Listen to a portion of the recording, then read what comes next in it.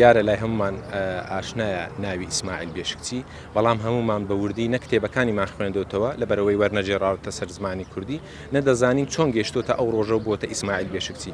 ئێمە لە ڕێگای خوێندنەوەی ئەم پەرتوکەوە بە ناوی یادەوەریەکانم دەزانین بێشکچی هەر لە دەرچوونی لە زانکۆ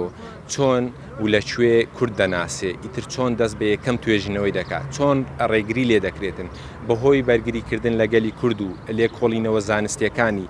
چۆن 17 ساڵ زیندانی دەکرێت چۆن ئەشکەنجە دەدرێت چۆن 100 ساڵ سزای زیندانیکردنی بەسەردا دەسەپێندرێت لە ڕێگەی ئەم پەرتوکەوە دەزانین چۆن ئیسماعیل بێشکچی دووجار لە زانکۆ دەردەکرێت تەنیا بەهۆی ئەوەی کەوا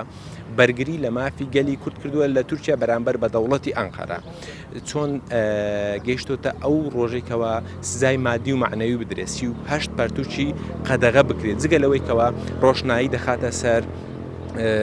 مێژووی 6 ساڵی باکووری کوردستان و تورکیا کە برایانی کوردمان هاونیشتمانیانمان لە باکوور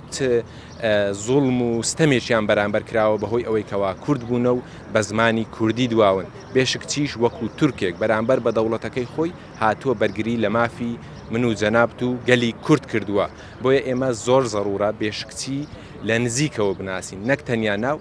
نزیک ناسینی بێشکچیش بە خوێندنەوەی پەرتوکەکانی دەبێتن